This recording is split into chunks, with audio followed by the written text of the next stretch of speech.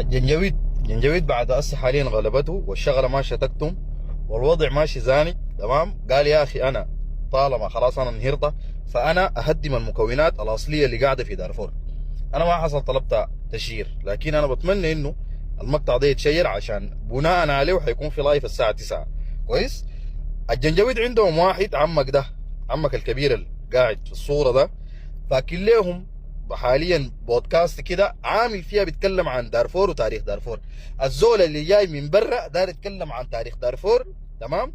والسكان الاصليين هم ما عارفين تاريخهم، ما عارفين تاريخهم. اهل دارفور الاصليين تمام، سواء كان الفور، المساليت، التنجر، الداجو، الزغاوة، البيدوب، الإيرانة، دول كلهم ما عارفين تاريخهم. هو صلي على محمد، صلي على محمد. الجنجويد هم اللي عارفين التاريخ.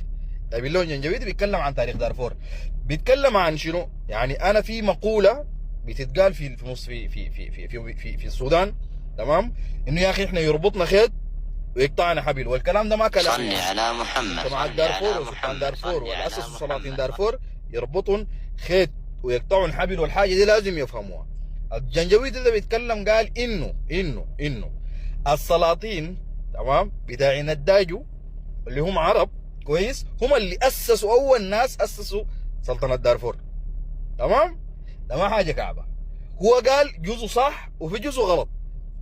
الجزء الصح انه فعلا يعني السلاطين بتاعين اهلنا التنجر اللي هم ولاد عمنا فعلا اسسوا تمام امتداد سلطنة دارفور. لكن قبلهم كان منه كان في الداجو. انتقال السلطة بتاعت سلطنة دارفور اللي هو اسسوها الداجو الفعليين، وتم انتقالها للتنجر، ثم بعد ذلك جات للفور. تمام. الانتقال ده كان انتقال سلمي، ما في ولا حربة ولا ده ولا ده. والداجو والتنجر والفور اولاد عم يربطون خيط، والمسالك يربطون خيط ويقطعون سيف.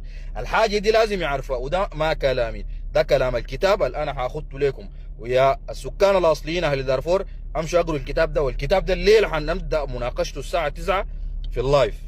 اتمنى انه اللايف ده يتشير عشان في حقائق كثيره جنجويد داير يشقنا بيها بعد ما ضمن انه هو حينتهي في دارفور وكردفان الى ابد الابدين.